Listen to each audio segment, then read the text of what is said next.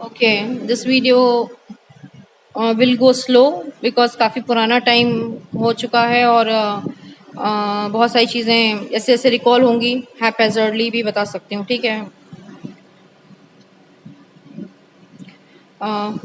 ये 2002 मार्च अप्रैल की बात है। फर्स्ट ईयर का मेरा लेटर पार्ट था। मैंने अपने first year, starting of first year and final year and internship मैंने कॉलेज के हॉस्टल में रह के कंप्लीट किया है। एंड फर्स्ट ईयर का later part plus second third year जो है वो मैंने बाहर रेंटेड फ्लैट में रह के किया है, जहाँ पे मेरे डैडी ने भी पोस्टिंग ले ली थी। बट वो अप डाउन करते थे अपने होम टाउन से, हमारे होम टाउन से। सो प्रैक्टिकली देखा जाए तो मैं most of the time means 5 days a week अकेले रहती थी। सैटरडे संडे को शायद मेरे, या 2 दिन हफ्ते में 1 दिन मेरे पेरेंट्स आ जाते थे, डैडी आ जाते थे। सो दिस इज़ अबाउट 2002 मार्च अप्रैल। मेरे डैडी क्योंकि हमारा जैसे लड़की ने प्रोफेशनल कॉलेज में डॉक्टरी में एडमिशन ले लिया, तो अब डॉक्टर बन के ही निकलेगी, तो अब नेक्स्ट नेक्स्ट एक्सपीडिशन होता है कि उसकी अब शादी कर दी जाए डॉक्टर से, ऑब्वियसली। तो मेरे फादर मैट्रिमोनियल्स छांट रहे थे बैठ के, किसको फंसाया जाए। सो I was obvious about all this, but I was not very much interested because मैं अभी कॉलेज में एडमिशन ही लिया था। I didn't want to get married, at least not till internship. So, but my father had some other plans. He wanted to get me married, and just so. Uh, so what happened, एक Saturday Sunday को मेरी mother आ जाती थी, कभी कभी कुछ नया सामान लाती थी, कुछ खाने का या कुछ जो भी उनको समझ में आता था। तो सैटरडे संडे को वो ट्रिप मार लिया करती थी। So she came one Saturday and she told me one thing, this is very important. And uncle है मेरे एक, जिन्होंने मेरे को शिव जी का जो ये मेरे पास फोटो है, एक्चुअली में ये एक गवर्नमेंट ऑफिसर हैं, काफ़ी सीनियर गवर्नमेंट ऑफिसर हैं, यूनियन लीडर हैं। एंड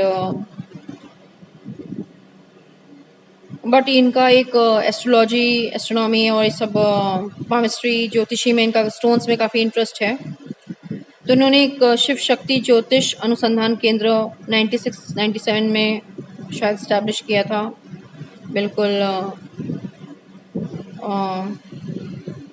और उसके साथ उन्होंने, जब मैं क्लास 10th में थी तब उन्होंने एक कैलेंडर पब्लिश किए थे शिवा के, जो मेरे डैडी को दिए थे उन्होंने, जिसको देख के मुझे लगा कि ये तो मेरे पर्सनल शिवा हैं, और मैंने अपने डैडी से ले लिया था वो कैलेंडर। तो यही अंकल जो हैं जिन्होंने क्लास 10th में कैलेंडर दिया था, जब मैं क्लास 10th में थी, तो इन्होंने मेरी मदर आई एक बार, उन्होंने कहा कि अंकल ने कहा है मेरा नाम लेके कि उसको बता दो कि एक लड़के के कारण बहुत प्रॉब्लम हो सकती है, कि मतलब कि मुझे एक लड़के के कारण बहुत प्रॉब्लम हो सकती है। तो टू बी वेरी फ्रैंक, मतलब ये सुन के तो जैसे होता नहीं कि काफ़ी इंसल्ट मुझे फील हुआ, बिकॉज मेरी लाइफ की प्रायोरिटीज़ बिल्कुल डिफरेंट हैं। 99.9% से मेरा सोचना बिल्कुल इतर है। सो जब मैंने ये बात सुनी पहली बार, मेरी मदर मुझे ये बोल रही थी कि अंकल ने ऐसा कहा है कि मीन्स मेरा नाम लेके उसको बता दो कि एक लड़के के कारण काफ़ी प्रॉब्लम हो सकती है। ऐसा लगा जैसे आई कांट एक्सप्लेन इट। और एक चीज़ थी जो गले में जाके फंस गई, ना निगली जा रही है ना उगली जा रही है, दिमाग में कहीं घुस के वो गोली होती है ना, वो गोली अंदर पड़ी रह गई है, ना निकली है गोली, ना कहीं टिक टिक टिक टिक बज रही है बस कि कब फट जाए।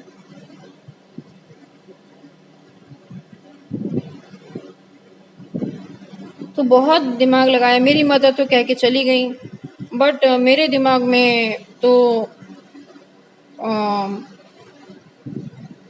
मैंने सोचा कि यार एक लड़की के कारण मुझे क्या प्रॉब्लम हो सकती है। तो बहुत सोचने के बाद ये निष्कर्ष मेरे को निकला कि लड़के के कारण प्रॉब्लम होने का मतलब यही है कि मेरे को किसी लड़के से कोई अफेयर हो जाए और मैं उससे शादी करना चाहूँ, पर मेरे पेरेंट्स किसी और बंदे से शादी करवाना चाह रहे हैं। बस यही हर तरह से सारे कैलकुलेशंस, मल्टीप्लिकेशंस, परम्यूटेशंस लगा के मुझे यही इन्फ्रेंस, यही निष्कर्ष निकला कि एक बंदे से मेरा अफेयर चल जाएगा जिससे मैं शादी करना चाहूँगी और मेरे पेरेंट्स चाहेंगे कि मैं किसी और से शादी करूँ। इससे ज़्यादा दिमाग मेरा चला नहीं। यहीं पे आके सारे निष्कर्ष यहीं पे आके रुक गए मेरे। तो मैंने कहा अच्छा चलो देखते हैं। तब मेरे पेरेंट्स ने एक लड़का फाइनलाइज किया था, जिसको मैं ऑलरेडी एक बार मना कर चुकी थी। और मैंने उससे कहा था कि तुम मेरे पेरेंट्स को मना कर दो, कह दो कि लड़की में ये प्रॉब्लम है, वो प्रॉब्लम है, फलाना ढिकाना सुना के मैंने कहा। उस लड़की का फिर दोबारा फ़ोन आया तो फिर मैंने दोबारा भी मैंने मना कर दिया। एंड फाइनली कि मेरे को बस इंटर्नशिप से पहले शादी नहीं करनी है। So he said we can be friends at least. तो मैंने कहा उसकी भी क्या ज़रूरत है, वो तो मैं ज़्यादा इंटरेस्टेड नहीं रहती। बोला एंगेजमेंट कर लेते हैं, शादी इंटर्नशिप में कर लें। मैंने कहा इतना साल बैठने का भी कोई मतलब नहीं है, आपके पास ऑलरेडी इतने ऑप्शंस होंगे। मतलब किसी तरह मैं उसको अवॉइड कर रही थी। बट अचानक से ना फिर मुझे ऐसा लगा कि मतलब कि अगर अंकल ने ऐसा बोला है तो कोई ना कोई वजह तो होगी, क्योंकि ऐसा बोलना तो मेरे लिए बहुत ही इंसल्टिंग चीज़ है। मतलब कि ऐसा बोलने का कोई मतलब नहीं है। अंकल मुझे बहुत अच्छे से जानते हैं। He knows me personally, character wise also, हर तरीके से मेरा क्या किस तरह रुझान है। और ये इस तरह का बोलना तो मेरे लिए जैसे ना 100 मौत एक साथ हो जाए।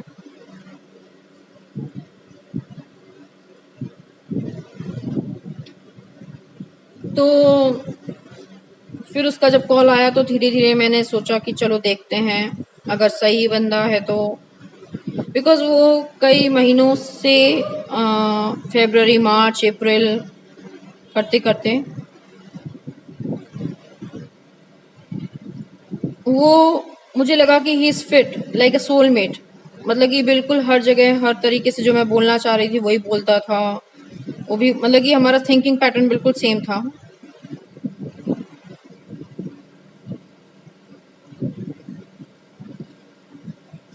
और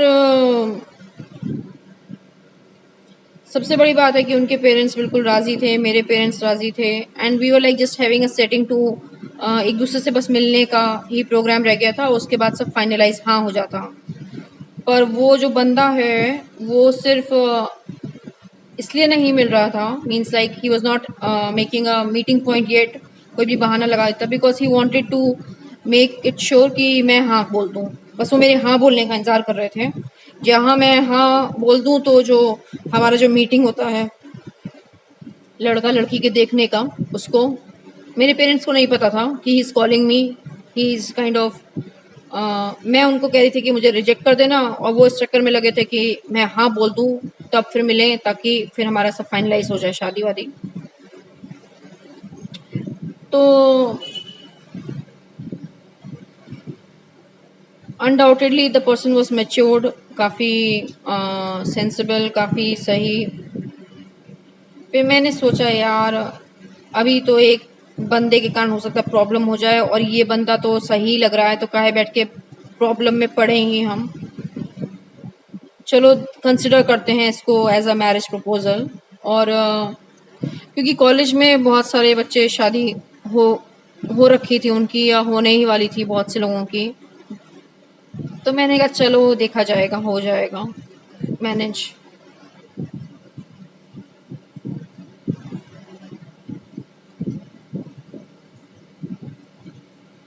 नाउ तब हमारा थोड़ा सा लाइक पसंद नापसंद तो सब हम लोग शेयर कर ही चुके थे।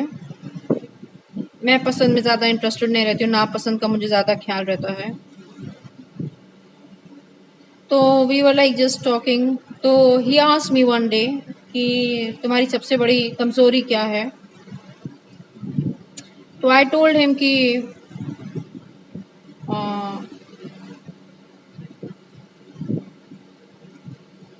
मैं हमेशा अपने पर सेल्फ वर्क करती रहती हूँ, बट देयर इज़ समथिंग जो मैं अभी भी नहीं कर पाई हूँ, and I will tell you someday, surely someday. But वो जो वीकनेस है उसका फ़ायदा आप ही उठा सकते हो। सो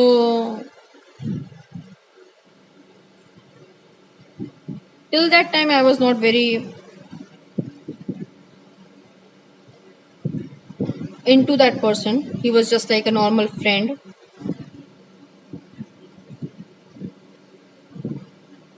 And तो the next day I told him कि आप मेरी वीकनेस के बारे में बोल रहे थे। तो मेरी सबसे बड़ी वीकनेस जो है, सबसे बड़ी क्या, अगर मैं बोलूँ तो इकलौती वीकनेस है, क्योंकि बाकी सब चीज़ों पे तो मैंने लगभग वर्क कर लिया है। But this weakness is that कि आई एम वेरी पोजेसिव। और वो कोई नॉर्मल पोजेसिवनेस नहीं है, वो एक बहुत ही ज़्यादा ऑब्सेशन वाला पोजेसिवनेस है, एक बहुत ही ज़्यादा डिस्ट्रक्टिव वाला पोजेसिवनेस है। And it's not a very healthy trait, but मैं इस पर वर्क नहीं कर पाई हूँ अब तक। और क्योंकि मैं वर्क नहीं कर पाई हूँ तो ये मेरी बहुत बड़ी वीकनेस है, और इस वीकनेस का फ़ायदा वही उठा सकता है जो मेरा जिससे मेरा कोई पर्सनल अटैचमेंट हो। यानी कि अगर वी गेट मैरिड तो ऑब्वियसली आप सबसे ज़्यादा इसका फ़ायदा उठा सकते हो, मेरी वीकनेस का। तो ही टोल्ड कि आप में कहीं भी पॉजिटिवनेस तो ऐसी लगी नहीं मुझे। मैंने कहा I don't get personal with anybody, I don't get positive because पहले आप किसी चीज़ को से कनेक्ट तो हुई है, किसी चीज़ से आप उसके प्रति पर्सनल तो फील करिए, तब तो आप पॉजिटिव होएंगे। ठीक है, तो मैं हर चीज़ को एक बाउंड्री में रखती हूँ। I don't let that boundary crossed, इसलिए आपने भी सेंस नहीं किया उसको। But I know this is a very big issue of mind, और इसी वजह से तो then he started telling me about all his girlfriends and फलाना ढिकाना। तो I was like very comfortable with it.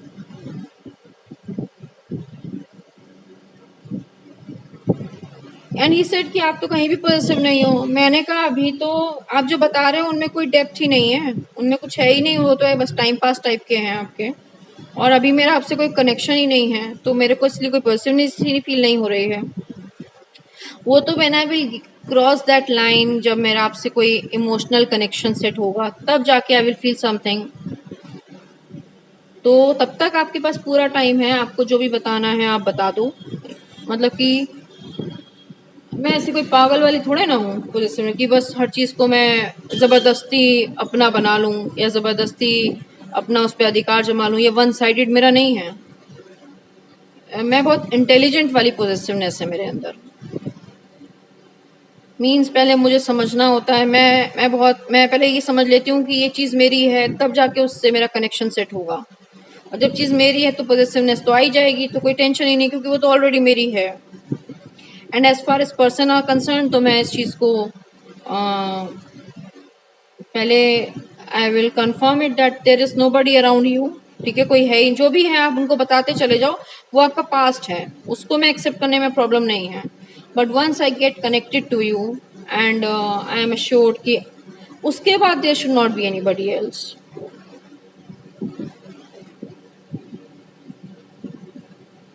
तो उन्होंने 10-12 पता नहीं, और फिर अपने मैट्रिमोनियल्स, बड़ी बड़ी सुंदर सुंदर लड़कियां और लंबी चौड़ी अच्छी प्रोफेशनल, बहुत ही अच्छा अर्न करने वाली, फलाना ठिकाना पीजी करी हुई, सब के सब उन्होंने दिखा दी। एंड मुझे कोई भी ऐसा सच इशू नहीं था। और वो क्या, तुम्हें तो कोई जलन ही नहीं हो रही, तुम्हें तो कोई पॉजिटिवनेस ही नहीं है, ये वो। मैंने कहा जब देखोगे तब समझ में आएगा। मैंने कहा ना, मैं कोई बेवकूफ़ टाइप की नहीं हूँ, I am very intelligent kind of possessive obsessive. Because मुझे पता है कि मेरी कमज़ोरी है, तो हम उसको बहुत कंट्रोल्ड रखते हैं, बहुत ही अपने, हमें पता है कि ये कहाँ अनलेश हो सकती है, कहाँ ये तांडव कर सकती है। जब हमें पता है कि हमारी नेगेटिविटी में भी कितनी पावर है, ठीक है ना, हल्की फुल्की हो तो कोई प्रॉब्लम नहीं है, हमको पता है ये कितनी डिस्ट्रक्टिव हो सकती है, तो I have to keep it under control, lot of control, उसको मैंने मॉनिटर किया हुआ है, उसको मैंने। तो आपको जितना बताना है आप बता दो, कोई स्ट्रेस मत नहीं लो, ठीक है। आपके पास सफिशिएंट।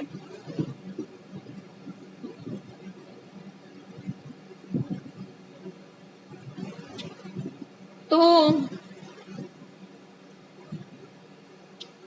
क्योंकि हमारी फ़ोन पे बात होती थी तो, और हम मिले थे नहीं, तो और मैं एज अ फ्रेंड ही उनको लाइक ट्रीट कर रही थी, because I I never develop that kind of emotional connection with him and he knew it, because I wanted to make it confirm कि कोई जो भी जितना भी है सब जो मुझे पता चल सकता है वो।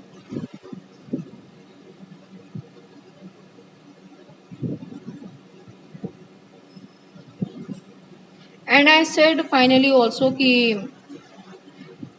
ये मेरी सबसे बड़ी वीकनेस है, मैं इस पर अभी तक वर्क नहीं कर पाई हूँ, और इसका फ़ायदा अगर कोई उठा सकता है तो वही बंदा उठा सकता है जो मेरा सबसे करीबी होगा, जो मेरा पर्सनल, या तो अगर आपसे मेरी शादी होती है तो you are the one person जो इसका फ़ायदा उठा सकते हैं। एंड ये कोई नॉर्मल वाला नहीं है, ये वेरी बहुत ही डिस्ट्रक्टिव वाला है।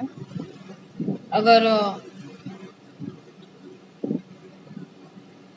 पर मैं I am not that kind of बेवकूफ़ क्रेजी नहीं हूँ कि मैं सो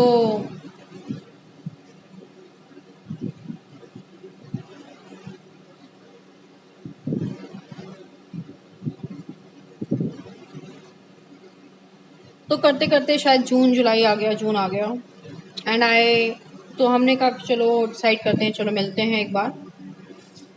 वो भी मेरे होम टाउन को ही बिलोंग करते थे, मीन्स हमारा उनका घर जो था काफ़ी मेरे ख्याल से 3-4 किलोमीटर पे होगा बस, मैक्सिमम शायद। तो ये बेस्ट पार्ट था मेरे डैडी के लिए कि हम लड़की भी पास में बगल में ही रहेगी। एवरीथिंग वॉज सूटेड, सब कुछ बेस्ट, सब कुछ सबसे बढ़िया था। ओनली थिंग वॉज दैट कि मैं ही प्रिपेयर्ड नहीं थी, एंड मेरे पेरेंट्स और उनके पेरेंट्स चाहते थे कि हम दोनों मिलके लड़का लड़की मिलके देख लें और फाइनल कर लें जैसा भी है।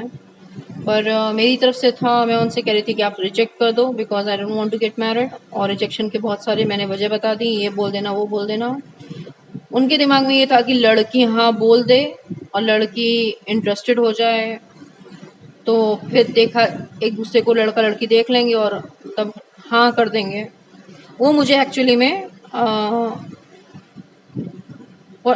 लगे हुए थे कि बस बंदी पट जाए।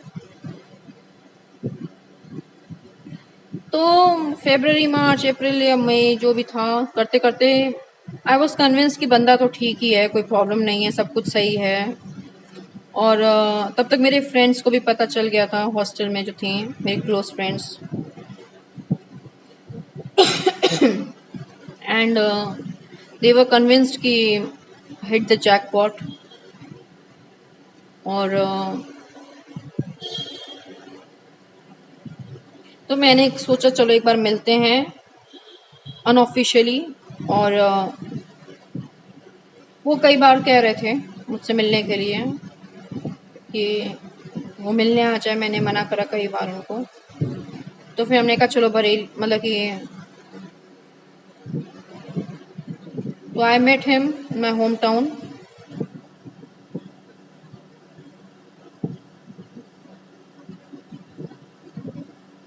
सो when I met him in the home town I was kind of like, क्योंकि मैं जब मिलने गई तो मैं मेंटली प्रिपेयर थी एक तरह से कि now I am going to say yes, because उनकी सारी तो मुझे जो मेरी प्रॉब्लम्स थी, ठीक है, क्योंकि ना मुझे कि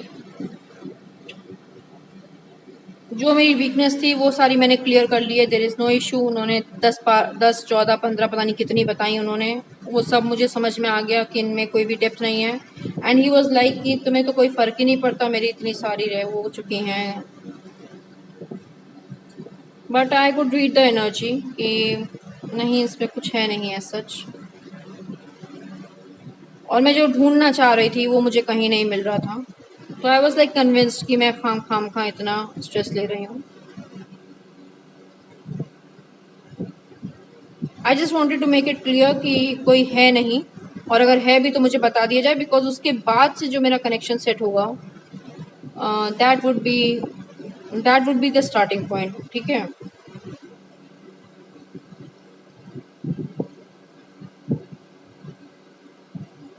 सो when I went to meet him for the first time, and कहीं मेंटली भी मैं प्रिपेयर थी कि now I am going to say yes, okay, we can go ahead with the.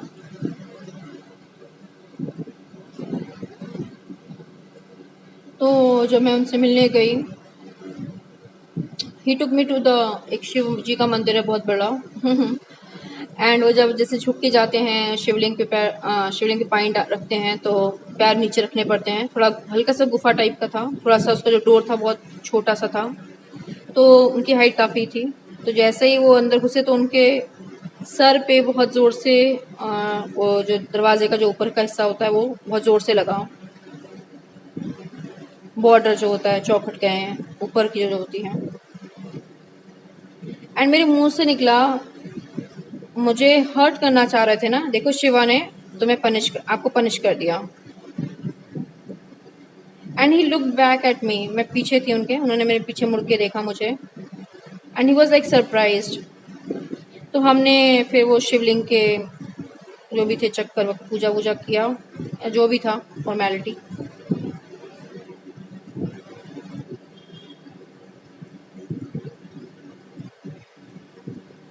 And फिर we sat there in the temple compound.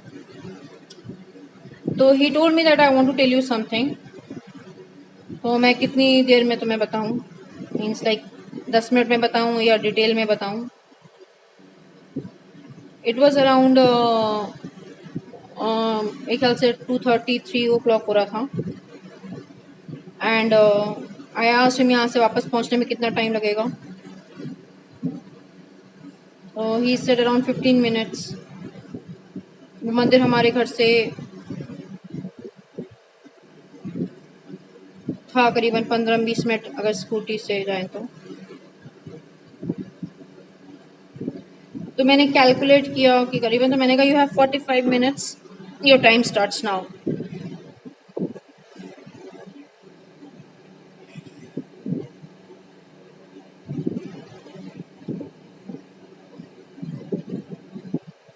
So he started telling me about somebody. Thing was this कि मेरा एक कहीं से एक emotional connection set हो गया था द मोमेंट आई डिसाइडेड कि मैं वहाँ चलती हूँ और हाँ बोल दूँगी, एंड वेरी सून। एंड बंदे ने महीनों पूछती रही तो नहीं निकला। अब उसने बंदे ने बताना शुरू किया कि there was a girl, and जो भी बताया, बट अब उसका मर्डर हो गया, सुसाइड हो गया या ऑनर किलिंग हो गया। She didn't belong to the same caste. अच्छा, जब बंदे ने बोला कि I have to tell you something, तो मैं 10 मिनट में बताऊं या डिटेल में, तो मैं समझ गई कि बेटा नाउ इट्स कमिंग। जिसका इंतजार तुम कर रही हो, जो तुम पढ़ रही हो इतने समय से, समझना चाह रही हो, जो समझ में नहीं आ रहा है, वो अब आ रहा है और गलत टाइम पे आ रहा है। तो I have this capacity to, like होता है ना कि अपने आप को फ्रोज जोन में कर लेती हूँ मैं। तो वहाँ पे पानी था, शायद जून जुलाई की बात है, तो थोड़ा पानी बरसा था, तो कहीं पडल टाइप का छोटा सा पानी का गड्ढे में थोड़ा सा पानी जमा हो गया था, रह गया था, बिल्कुल मेरे सामने था वो। तो उस पानी को देखते देखते I just took that energy of water and I listen to his bullshit. तो जब उन्होंने कंप्लीट कर लिया तो ही वॉज लाइक अगेन कि I release a lot of, इतना ना कि बिल्कुल एक सांस छोड़ी मैंने। तो ही वॉज सरप्राइज कि बस सांस ही छोड़ी, इसको तो कोई फर्क ही नहीं पड़ा। ही वॉज अनअवेयर कि वो मेरा एक टेंडेंसी है टू, जब मुझे पता चल जाता है कि देयर इज समथिंग कमिंग जो कि मेरे लिए एक प्रॉब्लमेटिक सिचुएशन क्रिएट कर सकता है, तो आई डोंट रिस्पॉन्ड और रिएक्ट इवन, मैं सिर्फ अपने आप को एक फ्रोजन जोन में ले जाती हूँ and I delay the response, ताकि मैं थोड़ा सा स्टेबल हो सकूँ और मैं कोई भी लेट मी जस्ट पहले मैं उस इंसिडेंट्स को या जो भी चीज़ें उनको थोड़ा सा समय दूँ समझने के लिए, instead of reacting very soon. तो वो पानी को देखते देखते हमने उनकी राम कथा सुन ली, और जब उन्होंने ख़त्म करी तो हमने एक सांस छोड़ी, और उनको लगा कि इन्होंने तो बस सांस छोड़ी है, तो इनका तो she is okay with it. फिर हम वापस आ गए मैं अपने घर चली गई और वो अपने घर चले गए।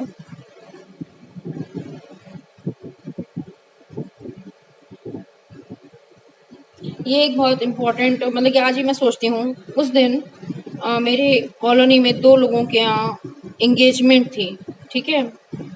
और वो जो दोनों एंगेजमेंट थी, वो लड़का लड़की दोनों पहली बार मिल रहे थे। तो एक लड़का था और एक लड़का था जिसको लड़की भी देखने वाले आ रहे थे, घर ही पे आ रहे थे, और एक लड़की थी हमारी कॉलोनी में, बहुत बड़े बड़े थे, उनको लड़का देखने आया था, and they both ended up in the mental asylum. I really don't know उस दिन कितना बुरा, क्या कहते हैं, नक्षत्रों का क्या रहा होगा। दे बोथ एंडेड, मतलब कि हमारी सोसाइटी का जो बंदा था जिसको लड़की देखने आ रही थी, he ended up in the asylum, और वो लड़की जिसको लड़का देखने आया था, she also ended up in the asylum. और मैं तो, हालांकि उस वक्त मुझे ये सब नहीं पता था, मैं तो दोनों एंगेजमेंट में गई, दोनों को मैंने देखा, दोनों फाइनलाइज हो रही थी, सब सही चल रहा था। Later on they ended up in an asylum, और उस वक्त तो दोनों का बढ़िया बढ़िया था, पर मेरा कबाड़ा हो रहा था। बट आज की तारीख में मैं जब भी वो दिन सोचती हूँ तो मुझे वो दिन भी याद आते हैं, क्योंकि वो उन दोनों की फैमिली लिटरली डिवास्टेड, डिस्ट्रॉय हो गई थी, जिसके घर में एक अच्छा खासा नौजवान लड़का कमाने वाला मेंटल असाइलम पहुंच जाए because of family, because of that other person, and same वो लड़की भी सिर्फ मेंटल असाइलम में पहुंच जाए बिकॉज ऑफ, जिससे उसकी एंगेजमेंट हुई है, just because of that incidents.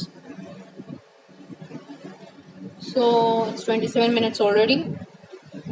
सो फिर हम नेक्स्ट डे, सैटरडे संडे को हम आए थे, संडे को भी मिलने का प्रोग्राम था, मिले हम, एंड फिर उसके बाद में मंडे को वापस अपने उस टाउन पहुंच के जहाँ मेरा कॉलेज था।